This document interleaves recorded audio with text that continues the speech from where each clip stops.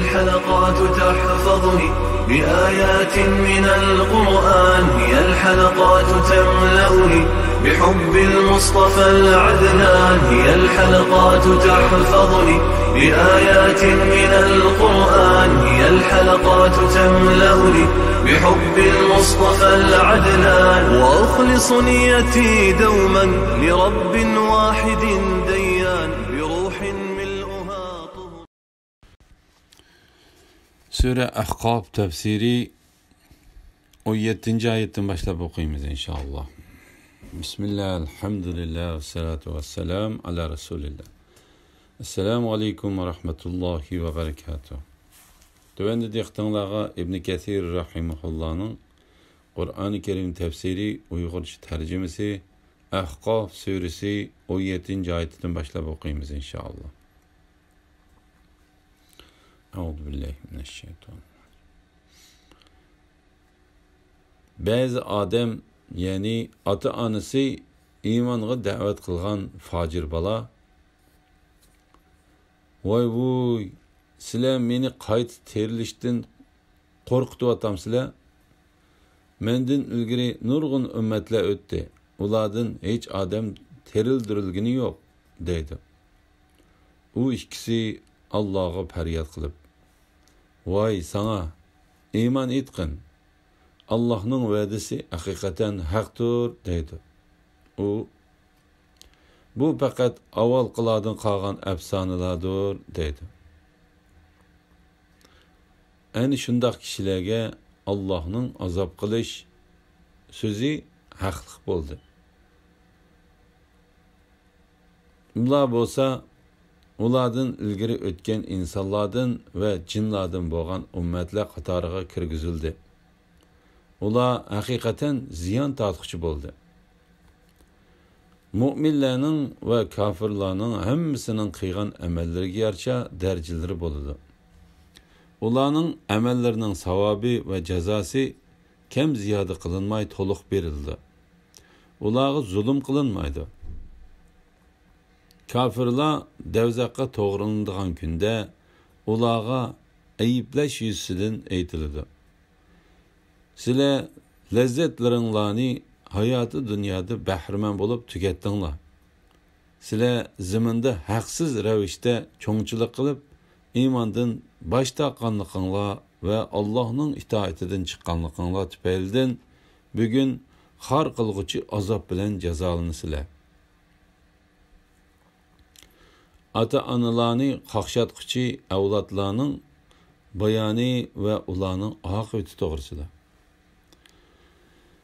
Allah Teala ata-onalarga yaxshilik bilan duo qiladigan, ularga yaxshilik qiladigan kishilarning ahvolini va ular Allah Teala'ning dargohida erishadigan baxt, saodatni va nijotlikni bayon qilgandan keyin uningga ulabla ata-onalarni qaqshatquchi badbaxtlarning ahvolini bayon qilib mundoq deydi. Ba'zi odam, ya'ni ata-onasi iymonga da'vat qilgan fojir bola voy sizlar meni qayta terilishdan qo'rqitib atamsizlar. Mendan ilgari nurg'un ummatlar o'tdi. Ulardan hech odam terildirilgani yo'q deydi. Bu oyat mujindoq so'zni qilgan hamma odamni umumyuzlik o'z ichiga oladi. Kim bu oyatni Abdurrahman ibn Abu Bakr radhiyallohu anhumaning haqida nozil bo'lgan desa, u o'rinsiz so'zdir. Chunki Abdurrahman ibn Abu Bakr radhiyallohu anhuma bu oyat nozil bo'lgandan keyin islomga kirgan va musulmonlarning afzallaridan va ayni zamondagi yaxshi kishilardan bo'lgan. İmam Buxoriy Yusuf ibn Hakimning mundaq deganligini rivoyat qiladi. Marvon Hijozga vali bo'lib, uni Muaviya ibn Abu Sufyan radhiyallohu anhuma vali qilib tayinlagan edi. Bir kuni Marvon xutba o'qidi. U xutbasida Yazid ibn Muaviya otasidan keyin musulmonlarning uningga bay'at qilishi uchun uning yaxshi tarafini qilishga boshladi.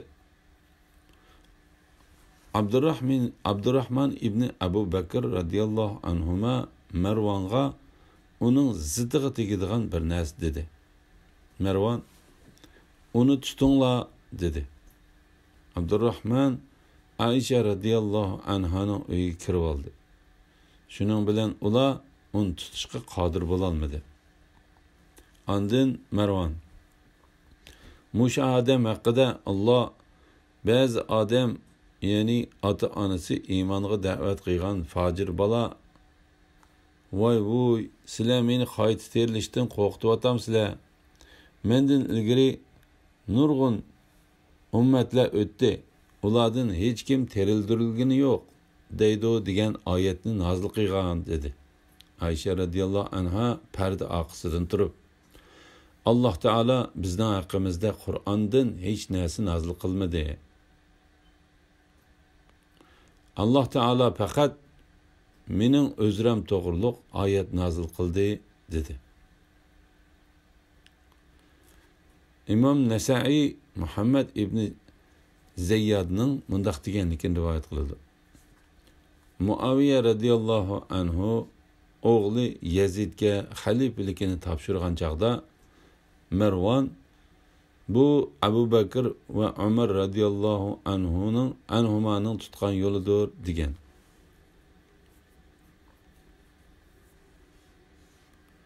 Buni anglagan Abdurrahman ibn Abu Bakr radhiyallohu anhuma bu Herakli va Qaysarning tutgan yo'lidir degan.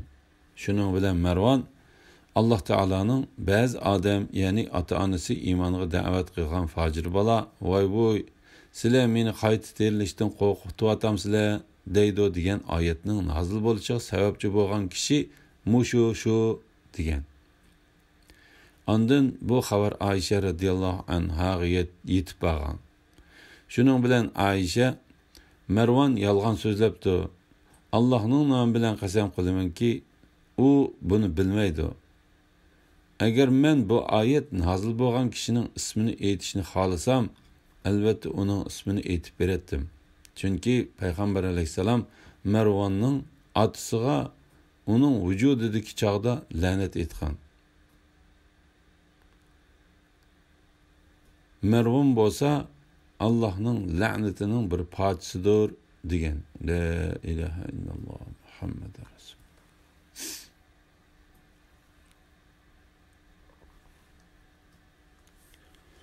Sizlar meni qayta terilishdan qo'rqityapsizlar. Mendan ilgari nurg'un ummatlar o'tdi. Ulardan hech odam terildirilgani yo'q. Ya'ni u nurg'un kishilar o'tdi. Ulardan birimi xabarchi, ya'ni qayta terilishdan xabar qilg'ich qaytib kelmadi deydi.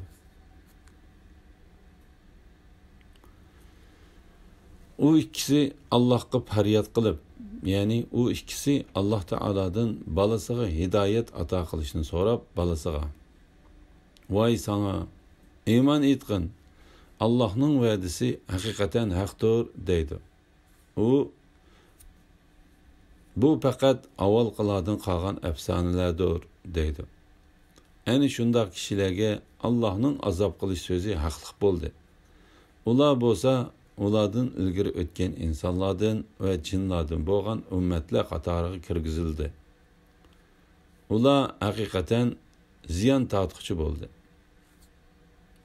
Ya'ni ular o'zlariga o'xshaydigan qo'ypayli bir bo'lgan qiyomat kuni o'zlarini va oilasidagilarni ziyon tortqizuvchi kofirlarning guruhining qatoriga kirib ketdi. Allohning ba'zi odam degan oyatidan keyin kelgan ana shundoq kishilar degan oyati biz yuqorida bayon qilgan so'zimizning dalilidir. Ya'ni bu oyat umumga qaratilgan bo'lib, ana shu turdagi kishilarning hammasini o'z ichiga oladi. Hasan va Qatada oyatdagi ba'zi odam degan so'zdan har qanday fojir, ota-onasini qaqshatquchi, o'lgandan keyin terilishni inkor qiluvchi kofir ko'zi tutiladi deb ko'rsatgan. Mu'minlarning va kofirlarning hammasining qilgan amallariga yarasha darajalari bo'ladi. ya'ni har bir odam qilgan yomon amaliga yarasha azobga duchor bo'ladi. Ularning amallarining savobi va jazosi kam ziyoda qilinmay to'liq beriladi. Ularga zulm qilinmaydi. Ya'ni ularga zarrachilikmi, hatto uningdimi kichik narsada zulm qilinmaydi. Abdurrahman ibn Zayd ibn Aslam Davzaxning darajalari tuvanlab mangadi, jannatning darajalari yuqoriga qarab o'rlab mangadi degan.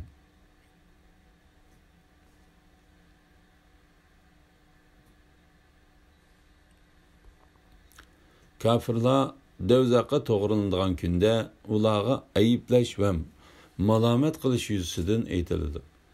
Sizlar lazzatlaringlarni hayoti dunyoda bahramand bo'lib tugatdinglar. Mu'minlarning xalifasi Umar ibn Hattob radhiyallohu anhu nurg'un yemak-ichmak lazzatlaridan parhez tutgan. Bu men haqiqatan Alloh ayiblash va malomat qilish yuzasidan sizlar lazzatlaringlarni hayoti dunyoda bahramand bo'lib tugatdinglar degan kishilarning qatoridan bo'lib qolishimdan qo'rqaman degan. Abu Mijlaz mundaq degan. Nurg'un qavmlar dunyodagi chog'larda o'zlarining yaxshiliklariga erishib tugitib bo'ladi. Shunga ularga sizlar lazzatlaringlarni hayoti dunyoda bahramand bo'lib tugatdinglar deyiladi. Sizlar ziminda haqsiz ravishda cho'ngchilik qilib, iymondan bosh tortganliginglar va Allohning toatidan chiqqanliginglar tufaylidan bugun har qilg'uchi azob bilan jazolanasizlar. Ya'ni ular amalining o'z tipidan jazoga tortiladi. Ular o'zlarini hayoti dunyodan bahramand qilib, haqqa ergishishdan takabburlik bilan bosh tortib, gunoh ishlarni qilib, haddidan oshqanidek Alloh taolo ularni xor qilg'uchi azob bilan jazolaydi. U azob ularga ahonat, xorliq, qattiq dard alam, mangulik hasrat ilib keladi. Ularning turalg'i joylari qattiq kuyayotgan davzaxning eng cho'nqur joylari bo'ladi. Pok ve yüksek Allah bizge bundak azaplarının hammasidan panoh bersin.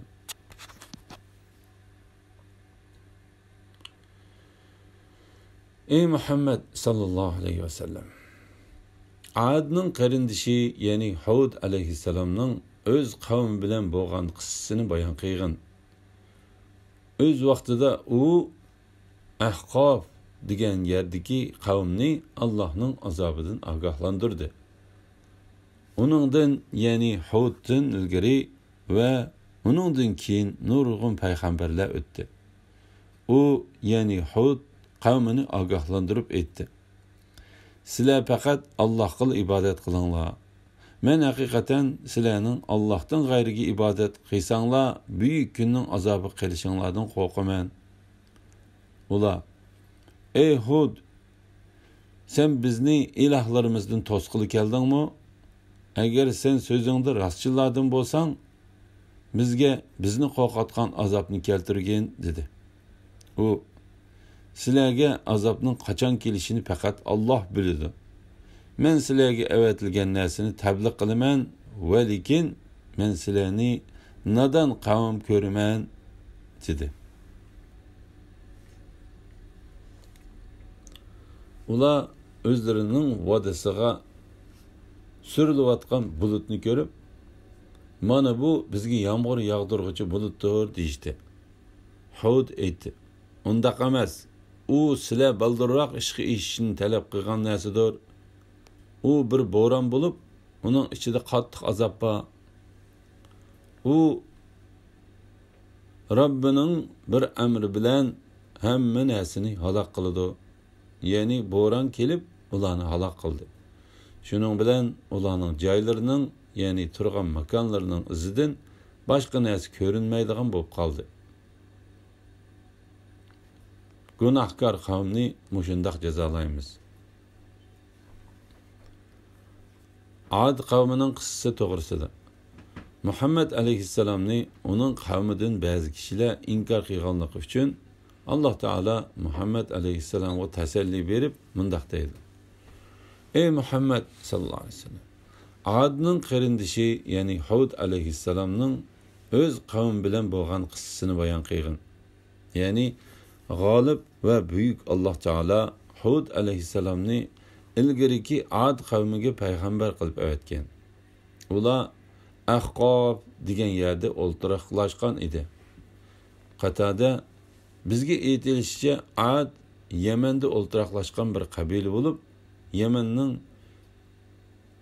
shehir deb atiladigan yerdagi dengiz bo'yiga joylashgan bir qumliq to'pilikda yashaydi degan. İmam İbn Maja o'zining kitobida agar birisi duo qilsa, o'ziga duo qilish bilan boshlasin deb mavzu qo'yib, ondan Ibn Abbas radhiyallohu anhumadan payg'ambar alayhissalomning mundoq deganligini rivoyat qilgan: Alloh bizga va Adning qarindishiga marhamat qilsin. Onundan, ya'ni Huddan ilgari va onundan keyin nurg'un payg'ambarlar o'tdi. Ya'ni Alloh taolo ularning yurtlarining atrofidagi shaharlarga haqiqatan nurg'un payg'ambarlarni va ogohlantiruvchilarni avatdi. Alloh taolo bu vaqtda mundoq deydi: uni zamondoshlari va keyingilar uchun ibrat qildik. Agar ular bu bayonlardan keyin iymondan yuz o'rsa, sen ularga sizlarni Ad va Samud qavmlarining beshiga kelgan azobga o'xshash azobdan ogohlantirman degan. O'z vaqtida ularga oldi keynidan, ya'ni hamma tarafdan payg'ambarlar kelib, bir Allohdan boshqa ibodat qilmanglar dedi. Hud alayhissalom qavmini ogohlantirib ularga mundoq dedi: men haqiqatan sizlarning Allohdan g'ayriga ibodat qilsanglar, buyuk kunning azobi kelishinglardan qo'rqaman. Qavmi uning javoban mundoq dedi: ey Hud, sen bizni ilohlarimizdan to'sqili keldingmi? Agar sen so'zingda rostchilardan bo'lsang, bizni qo'rqitgan azobni keltirgin. Ya'ni ular Alloh taoloning azob oqibatining o'zlariga kelishini yiroq sanab, uni tezroq keltirgin deb oldiratdi. Bu vaqtda Alloh taolo mundoq deydi: qiyomatga ishonmaydiganlar uning bo'lishini oldirdi.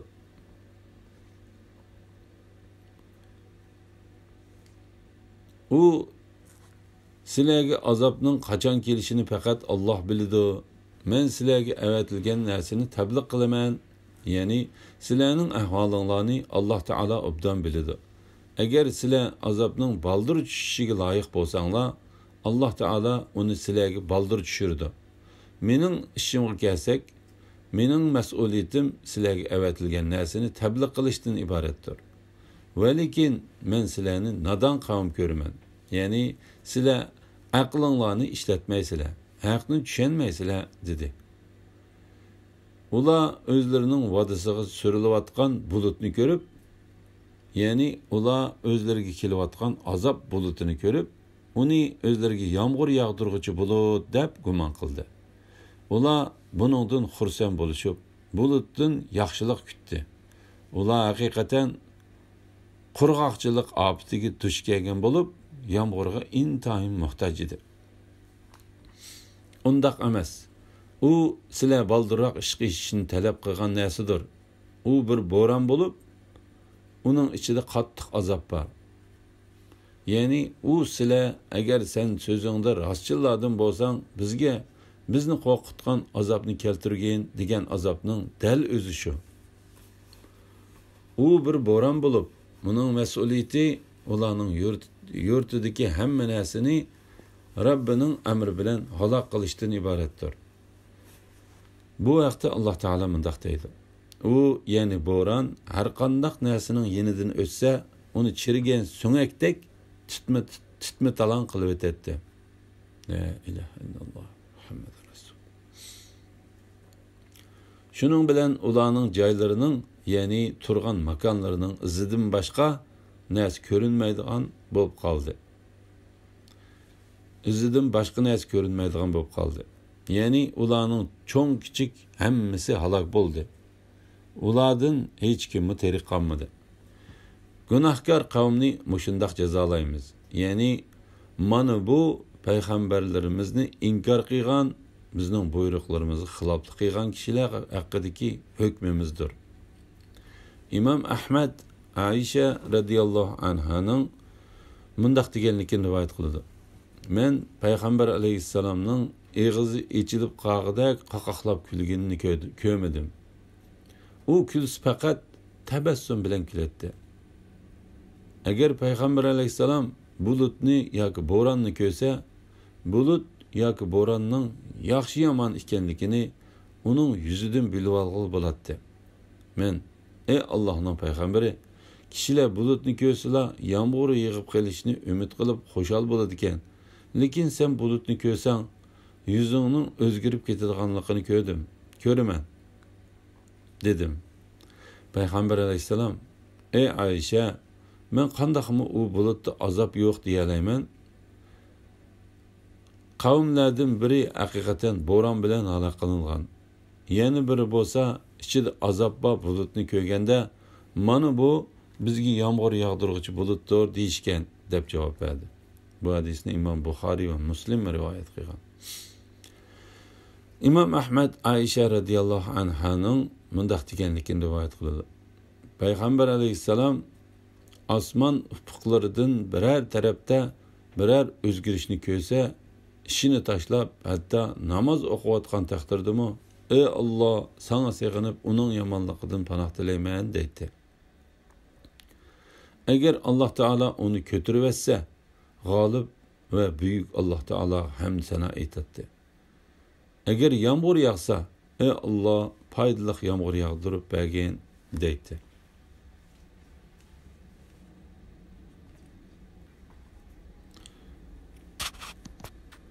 İmam Muslim Aisha radhiyallohu anhaning mundaq deganligini rivoyat qiladi. Agar bo'ron chiqsa, payg'ambar alayhisalom, ey Alloh, men haqiqatan sendan bo'ronning yaxshi bo'lishini, bo'rondagi yaxshilikni va bo'ron avatilgan narsadagi yaxshilikni so'rayman. Sana sig'inib bo'ronning yomon bo'ron bo'lib qolishidan va bo'ron bilan avatilgan narsadagi yomonlikdan panoh tilayman, deydi. Agar havo tutilib chaqmoq chaqilatursa, chiroyi o'zgarib ketadi-da, sirtqa chiqadi. Uyga kiradi. U ham bu ham mang'atdi. Agar yomg'ir yog'sa, uning yuqoriqidek endishisi tugaydi. Aisha radhiyallohu anha uni bilib payg'ambar alayhissalomdan so'raganda, u: "Ey Aisha, bulutlar Ad qavmining aytganidek bo'lib qolishi mumkin. Ular o'zlarining vadisiga surilayotgan bulutni ko'rib, mana bu bizga yomg'ir yog'diruvchi bulutdir deyishdi" deb javob bergan. Ad qavmining halok qilinganligi haqidagi qissasini Sura A'rof bilan Sura Hudda bayon qilgan edik. Shuni uni bu yerda qayta takrorlab o'tmaymiz. Barliq hamd sana va madhiya yuksak Alloh taologa mansubdir. Alhamdulillah. Yuqorida Sura Ahqof tafsiridan 25-oyatgacha angladinglar. Oxirini keyin qitimliq o'qishimiz davomlashtiramiz inshaalloh. Va sallallohu ala Muhammad va ala alihi va sahbihi va sallam. Assalomu alaykum va rahmatullohi va barakatuh.